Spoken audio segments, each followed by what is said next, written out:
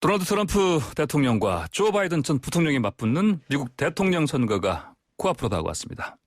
현지 시간으로 3일 대선이 치러지는 건데, 사전 투표에 참여한 유권자가 무려 9천만 명을 넘어서면서 그 어느 때보다 투표 열기가 뜨겁습니다. 특히 경합주에서 두 후보 간의 초접전 양상을 보이면서 결과를 예측하기 힘든 상황입니다. 이 시간에는 우정엽 세종연구소의 미국 연구센터장을 연결해서 미국 대선 판세 분석하도록 하겠습니다. 안녕하십니까? 네, 안녕하세요. 네, 우 센터장님, 미국 대선을 앞두고 도널드 트럼프 대통령과 조 바이든 전 부통령 주말에도 핵심 경합 찾아가서 유세 총력 기울이고 있는데, 일단 여론조사상으로는 바이든 후보가 앞서고 있죠? 네, 현재는 전국 단위 여론조사라든지 아니면 경합주들에서의 여론조사라든지 바이든 후보가 앞서가고 있는 상황입니다. 예. 그런데 지난번 대선 때 기시감이랄까요? 그때도 힐러리 클린턴 민주당 후보가 여론조사상으로 우세했는데 결국은 뒤집히지 않았습니까? 네네. 당시에도 여론조사상으로는 힐러리 클린턴 후보가 큰 차이로 선거인단을 획득해서 도널드 트럼프 당시 후보에게 이길 것으로 예측이 됐는데, 당시 많은 경합주들에서 트럼프 대통령이 여론조사와는 달리 아주 작은 차이로서 승리를 거둠으로써 그 선거인단을 가져갔던 것이죠. 네, 그래서 올해도 바이든 후보가 앞서가고는 있지만 그러한 결과가 혹시 재현되진 않는가에 대한 우려가 있는 것도 사실입니다. 예, 그러면 당시 그 여론조사 또 신뢰도 관련해서 하신 얘기가 있었는데 이번에 여론조사는 좀 믿을 수 있겠습니까? 어떻게 보십니까? 2016년에도 사실 전국 단위 여론조사는 맞았던 것이죠. 약 2, 3% 차이가 난다고 했는데 실제 결과도 그렇게 나왔었고요. 다만 그 경합주들의 여론조사가 전국 단위 여론조사보다는 그 여론조사의 품질이 조금 낮았던 데 문제가 있었다라는 교훈이 있었는데, 올해는 그 여론조사 주 단위별 여론조사들이 유권자들의 교육 수준을 가지고 보정을 했기 때문에 2016년보다는 훨씬 정확할 것이다라는 예측이 많고요. 그렇기 때문에 현재 여론조사는 2016년에 비해서 트럼프 후보에게 유리한 측면을 이미 감안한 여론조사다. 그렇기 때문에 2016년처럼 또 경합주들에서 전부 뒤바뀔 확률은 낮아 보인다라는 게 대략적인 예측 기관들의 분석입니다. 네, 좀 더 특히 경합주를 대상으로 봤을 때 더 정교해진 여론조사일 것이다, 이렇게 보시는군요. 네. 방금 말씀하신 것처럼 항상 이 경합주가 중요한데 바이든이 경합주들에서도 앞서고는 있는데 다만 지금 중요한 게 심지어 오차 범위 내 초접전이다, 이렇게 볼 수도 있는 겁니까? 어떻습니까? 지금 최종적으로 경합주들을 한 6개 주 정도를 이야기를 하고 있습니다.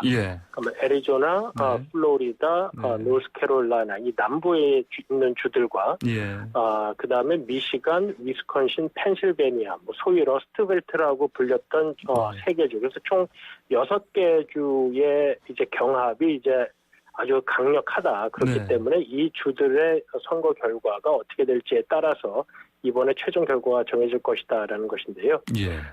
지금 남부에 있는 주들, 애리조나주, 플로리다주, 그다음에 노스캐롤라이나는 아까 말씀하신 대로 트럼프 후보와 바이든 후보의 차이가 매우 적습니다. 그에 반해서 러스트벨트, 2016년에 트럼프 대통령이 당선될 때 가져갔었던 위스콘신, 미시간, 그다음에 펜실베니아 같은 주들은 현재 좀 바이든 후보가 좀 넉넉한 격차로 그래도 앞서가고 있기 때문에 현재로서는 이 경합주 판세를 분석한다고 하더라도 바이든 후보가 조금 더 유리하다라고 볼 수 있겠습니다. 특히 펜실베니아는 또 바이든 후보의 또 고향 아닙니까? 그렇죠? 네네네, 그렇습니다. 근데 지금 또 이는 변수 가운데요. 근데 대선의 변수 가운데 또 코로나19를 꼽는 경우가 많습니다. 그렇죠? 근데 누적 확진자 수가 900만 명 넘었고요. 하루에 10만 명 가까운 신규 확진자 생기고 있고. 트럼프 대통령은 이 확진자 수 관련해서 음모론까지 제기했습니다. 이 코로나19 상황, 미 대선 결과에 영향 어떻게 끼칠 것으로 보십니까? 사실 이제 이번 선거는 트럼프 대통령에 대한 찬반에 가까운 이제 투표로서 이제 성격이 규정되고 있고, 네. 그 트럼프 대통령의 찬반 중에는 이 코로나에 대해서 트럼프 대통령이 얼마나 잘 대응을 했는가 하는, 네. 부분이 들어 있습니다. 네. 그래서 이제 바이든 후보는 어떤 이슈나 이념을 가지고 이번 선거에서 트럼프 대통령과 대결하기보다는, 네. 트럼프 대통령이 코로나에 잘 대응을 했는가 한 가지 이슈를 가지고 지금 밀어붙이고 있는 상황이고요. 네.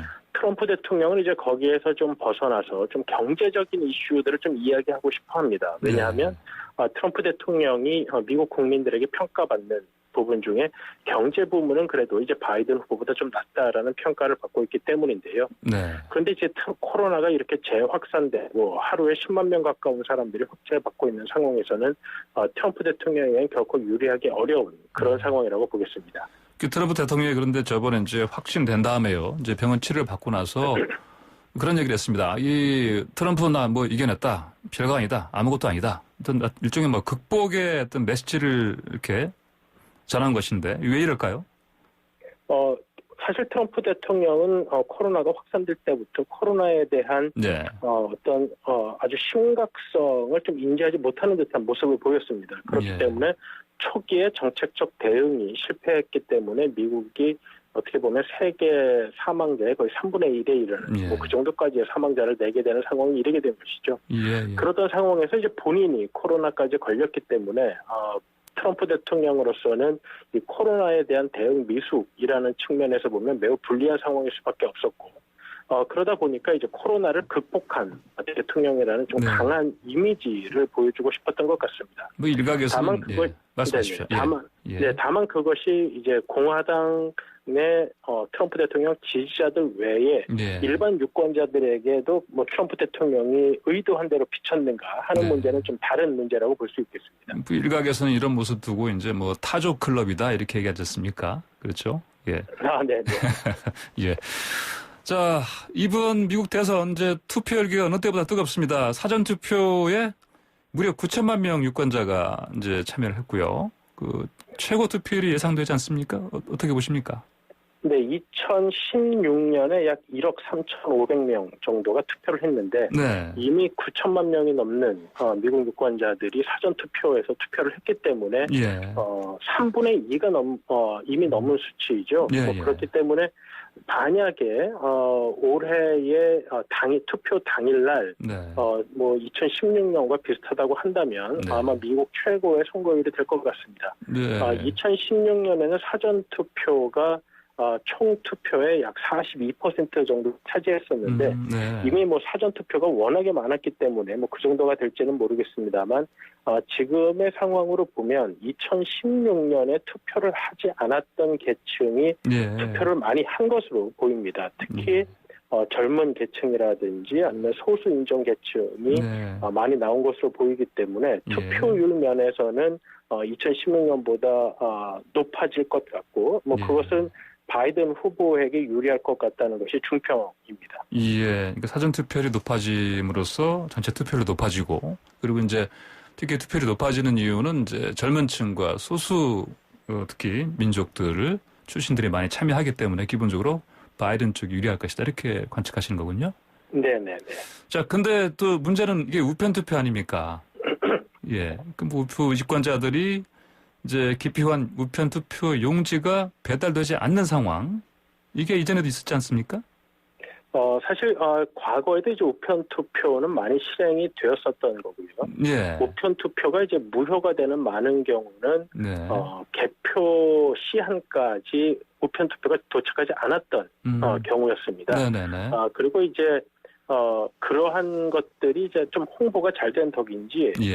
지금 많은 우편 투표가 이미 행해져 있고, 네. 우편 투표 용지가 발송이 되었으나 아직 반송이 되지 않은 것들이 뭐 꽤 많은 비중이 있긴 한데, 예. 꼭 우편 투표 용지를 받았다고 해서 꼭 우편 투표를 해야 하는 것은 아니거든요. 예. 그렇기 때문에 과연 이 현재 우편 투표를 투표 용지를 내보냈으나 아직 돌아오지 않은 우편 투표 용지가 뭐 이것이 아직 배달 과정 중에 있는지, 예. 아니면 이 사람들이 그냥 현장 당일에 투표를 하려고 하는 생각인지, 뭐 이건 아직 알 수가 없는 상황입니다. 예. 근데 미국 법원이 또 뭐 특별 조치까지 했습니다. 그렇죠?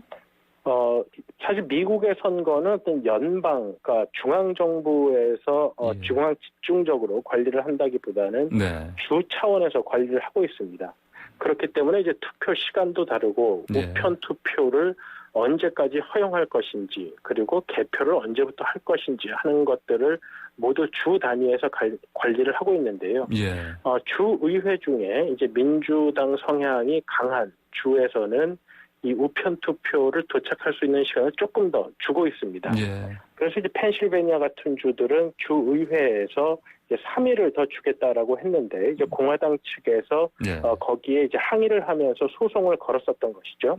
근데 이제 법원 최종적으로 미국 연방 대법원에서 그 공화당의 항의를 기각하면서 이제 펜실베니아주 같은 경우에는 투표일 3일 이후까지 도착하는 우편 투표도 개표에 포함한다라고 했고, 뭐 노스캐롤라이나 같은 주는 투표 이후 9일까지, 그러니까 11월 12일 도착분까지도 개표를 한다라는 결정이 내려져 있는 상황입니다.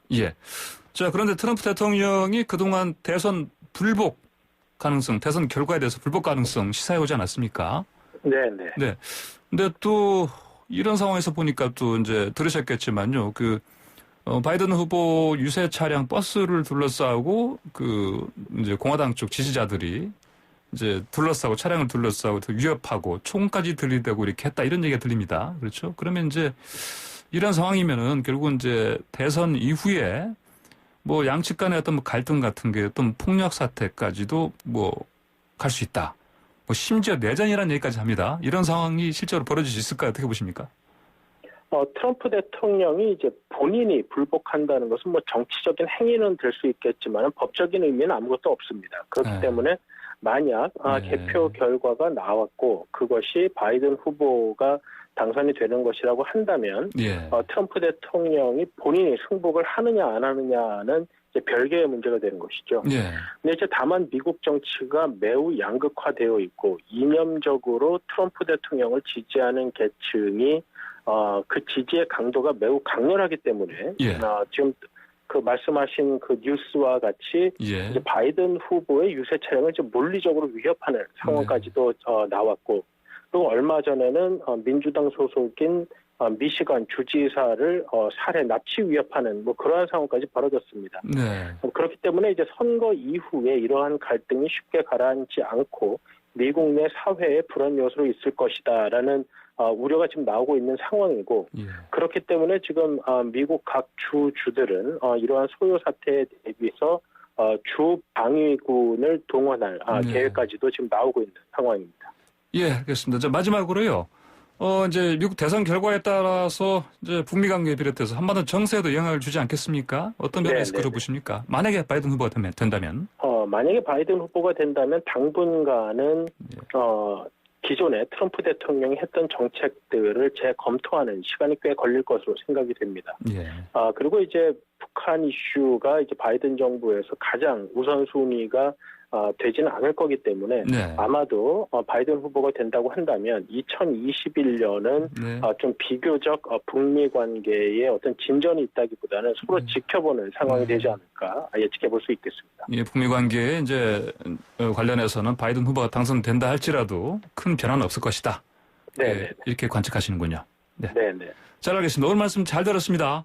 네, 감사합니다. 지금까지 우정엽 세종연구소 미국 연구센터장과 미국 대선 상황 같이 분석해봤습니다.